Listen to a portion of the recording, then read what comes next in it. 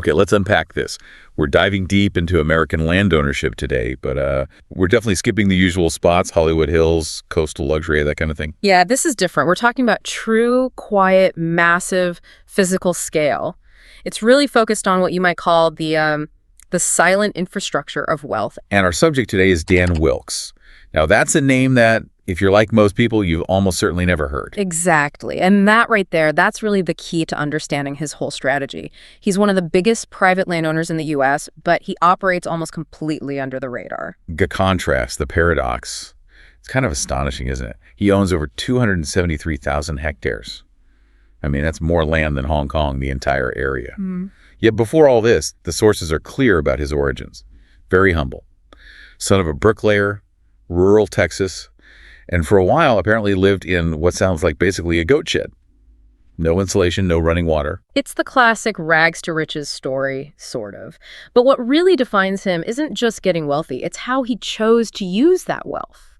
That's what we want to explore. Right. So our mission today is to look at how Dan Wilks converted this, like explosive, pretty high-risk oil money into something completely different.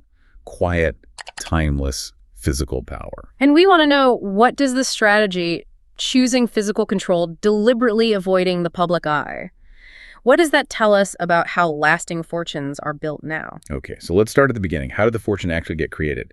Him and his younger brother, Ferris, they started out building a foundation through sheer hard work. Yeah, they had a masonry business first in Texas, so they really understood tangible stuff, building things literally with their hands. But then they saw something coming. They did. By the early 2000s, they sensed this impending revolution in energy. So in 2002, they pivoted hard. They jumped right into the oil field services sector. Much more volatile, sure, but potentially, exponentially profitable. And that's Frac Tech services. That's the one. They co-founded it right at the start of the U.S. shale boom. They provided crucial support for hydraulic fracturing for fracking operations. The company just took off. It became, almost integral overnight. And then came the big one. The moment that changed absolutely everything. May 2011. They hit a jackpot. I mean, it's hard to even grasp the scale. They sold 70% of Frac Tech. The buyer was a consortium. Singapore's Temasek Holdings was in there. Chesapeake Energy, too. So the valuation. $3.5 billion. That was the valuation for the whole company. Wow. So just to be clear for everyone listening, his share of the cash from that sale alone, we're talking multi-billion-dollar liquidity instantly. Right. And that kind of sudden money forces a choice, doesn't it? Most people who get that kind of windfall, especially from something high risk like oil, they tend to keep chasing speed. Yeah, you see it all the time. Tech startups, more speculation, maybe luxury toys. Exactly. But the Wilks brothers, they made a really, really different choice, a divergent path. They took that cash, that explosive wealth, and they went north, started buying land, just relentlessly. Across Montana, Idaho, Colorado, Texas. And not just like a ranch here or there. They weren't dabbling. Not at all. They were incredibly aggressive buyers. So by 2025, the figures show the brothers, Dan and Ferris together, held over 675,000 acres. It's an unbelievable amount of physical ground to buy up in roughly a decade, about the size of Rhode Island, right? Yeah. Roughly. And it's the speed and the scale of that conversion that's key. Moving from highly liquid oil money to these static hard assets, that's what we need to focus on. It really raises the fundamental question, why land? What's the driving force there? And he seems to have this very simple core belief behind it all. He views land as, and this is his phrase, the purest, oldest form of money. Purest, oldest form of money. Yeah. To him, it's tangible. It's a sovereign store of value. It acts as a defense against market crashes, inflation, political shifts. That phrase is powerful. Purest, oldest form of money. It is. And think about it. Gold is scarce, sure. High-end art, maybe. But Wilks had this defining quote about why he chose land over those high-flying markets. He said, they can't make more of it. Okay, but hold on. They can't make more gold either, right? Yeah. So if scarcity is the point, why land specifically? Why is land the purest? What's the real difference that made him pour billions into dirt and forests instead of, say, gold bars in a vault? That's a great point. And it gets right to the heart of his thinking, I believe. Gold is just a store of value. It sits there. Land, however, is a store of value, and it's a utility. It does something. Okay, explain that. Utility how? Well, you can't live on gold, right? You can't grow food on it. You can't really capture water rights with it or monetize carbon storage. Wilks wasn't just looking for a hedge. He was actively relocating his capital into something that offered legacy. So converting sheer dollar amount into tangible control over actual resources, timber, water, access. Precisely. It wasn't just speculation. It was about relocating wealth into hard, controllable assets. And the timing is pretty remarkable, too, when you think about it. He was clearly thinking in terms of generations, not just financial quarters, building this portfolio for long-term endurance, stability. Absolutely. And he started doing this quietly, a decade ago, converting capital into these resilient, tangible assets. It's a strategy that, well, now in 2025, you see a lot more ultra-wealthy investors doing it globally. So he was way ahead of that trend, shifting into hard assets like timberland, water rights. Definitely ahead of the curve. He basically traded liquidity, the ability to move money fast for physical longevity. Yeah. And pursuing that physical reality demanded a very specific operational approach, silence. Which brings us perfectly to the how, the mechanics of it, the operational genius, maybe. Yeah. Or, depending on your view, the controversy. This is the strategy of deliberate invisibility. Dan Wilks is like the textbook invisible investor. Totally. You won't find him on social media, not on Twitter, anywhere. He gives 0 interviews. He doesn't have a public brand he's building, no master classes on success. He actively works to erase his visibility. Why? What's the advantage of being invisible at that scale? Anonymity for him seems to be the ultimate armor. Think about it. Creating the wealth, that was public. The Frac Tech sale. That made headlines. Right, couldn't avoid that. But deploying the wealth, managing the assets day to day, that's shielded. It's behind this fortress of legal structures. And the sources get into the details of this privacy armor. Purchases are almost never made directly in his name. They go through this complex web of LLCs, right?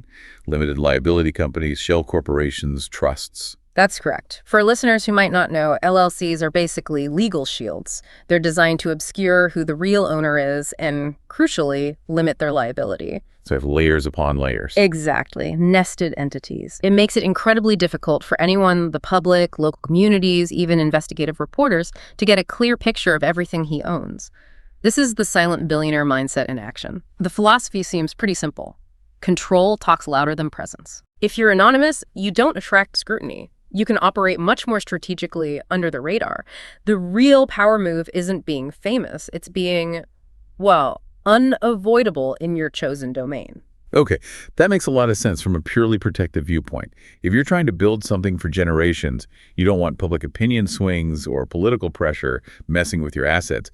But what does that kind of control actually look like on the ground when it affects real places, real people? Well, that's where it can manifest as real-world conflict. Probably the most documented example that really highlights this power of the invisible investor is up in Valley County, Idaho, near McCall. Okay, what happened there? So after acquiring these huge tracts of valuable timberland, the Wilks brothers started, let's say, exercising their property rights very aggressively. How so? What kind of land was it? Well, this wasn't just empty wilderness. These parcels included historical routes, like roads and trails that local people had used for generations for accessing national forests, hunting, fishing, and popular snowmobile routes in the winter, too. Right, established uses. Yeah. But because the Wilks-controlled LLCs now own the land, those access roads crossed. They just started restricting public entry. So they didn't need to go through a big legal fight about public easements or historical use. Yeah. They just used their ownership. Pretty much. Ownership gave them the right to control access on their property. Reports detail them using physical means, actually digging trenches across roads. Trenches, wow. Yeah, building large earthen berms, putting up locked gates, basically physically closing off those routes people had always used. He used his land ownership to literally govern access, even access to surrounding public lands. He physically changed the local geography of movement. That level of direct physical control, that must have caused a huge backlash locally, right? If you suddenly can't get into the backcountry you've used your whole life. Yeah. What did the community do? Did it lead to lawsuits? Oh, yeah, it definitely led to confrontation.